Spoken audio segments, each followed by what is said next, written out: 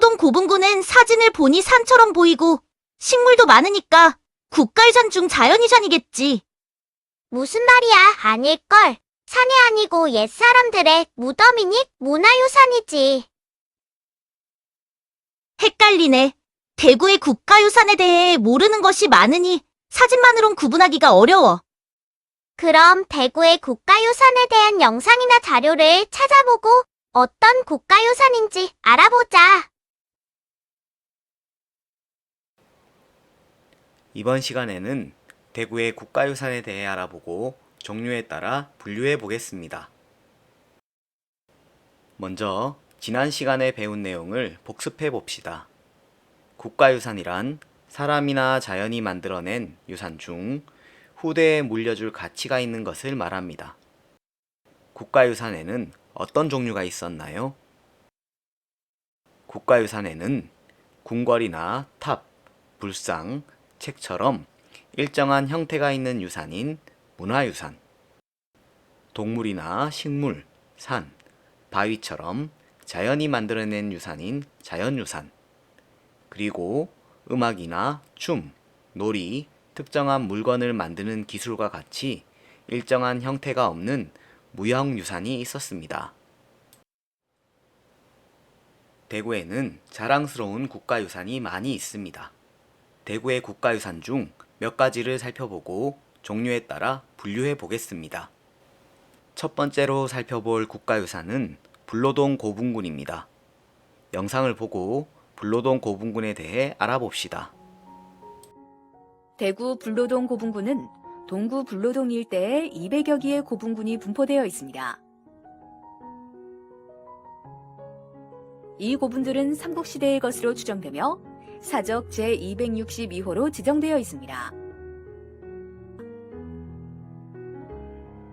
이곳 불로동 고분군은 삼국시대 조성된 것으로 옛날 이 지역을 다스렸던 토착 지배 세력의 집단 묘지로 추정됩니다. 불로동 고분군은 문화유산, 자연유산, 무형유산 중 어디에 속하나요? 불로동 고분군은 자연과 어우러져 있지만 삼국시대 전후의 무덤이며 장신구와 토기 등의 유물이 발견되었으므로 형태가 있는 문화유산입니다. 다음으로 살펴볼 국가유산은 비슬산 암괴류입니다. 영상을 보고 비슬산 암괴류에 대해 알아봅시다. 대구광역시 달성군 비슬산에는 천연기념물로 지정된 암괴류가 있습니다. 암괴류란 큰 자갈 또는 바위 크기의 둥글거나 각진 암석 덩어리들이 산의 경사면이나 골짜기에서 아주 천천히 흘러내리면서 쌓인 것을 말합니다. 비슬산 암괴류는 암괴의 크기가 약 1에서 2m에 이르며 우리나라에 분포하는 많은 암괴류 중 규모가 가장 커 학술적, 자연경관적 가치가 매우 높습니다. 비슬산 암괴류는 문화유산, 자연유산, 무형유산 중 어디에 속하나요? 비슬산 암괴류는 큰 바위와 자갈이 흘러내린 자연이 만든 지형이므로 자연유산에 속합니다. 이어서 날매 북춤에 대한 영상을 살펴봅시다.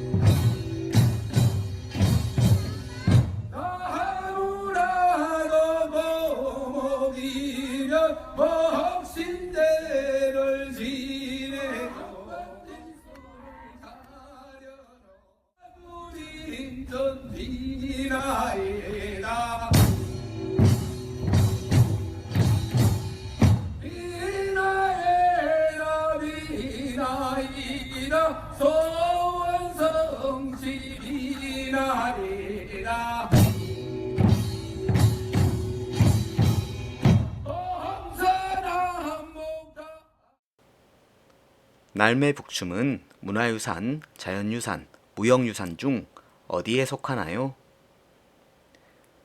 날매북춤은 예로부터 내려오는 북춤이므로 무형유산임을 알 수 있습니다. 국가유산은 새롭게 지정되어 추가되기도 합니다. 최근에 우리 지역에서 국가유산으로 지정된 팔거산성에 대해 알아봅시다. 팔거산성은 대구광역시 북구 노곡동 함지산 정상에 있는 삼국시대의 산성 유적입니다.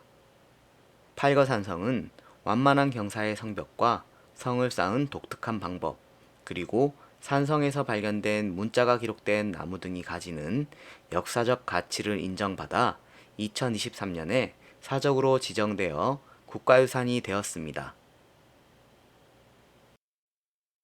팔거산성은 성벽과 발견된 유물 등이 형태가 있으므로 문화유산에 속하는 국가유산입니다.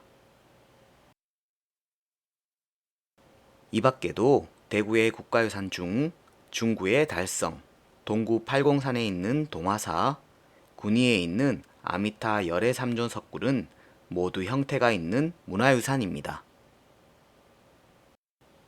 달성, 동화사, 군위 아미타 열애 삼존 석굴을 비롯하여 대구의 여러 국가유산을 모두 가보면 좋겠지만 모든 곳을 가보기에는 어려움이 있습니다. 대신 이번 시간에 본 것처럼 영상 등의 자료를 활용하여 국가유산에 대해 알아볼 수 있습니다. 대구 미래교육연구원에서 제작한 선생님과 함께하는 문화유산 답사 이야기, 자랑스러운 대구의 문화유산 등의 자료를 검색하여 우리 대구의 자랑스러운 국가유산에 대해 알아보길 바랍니다. 이번 수업을 통해 어떠한 이해를 하였나요?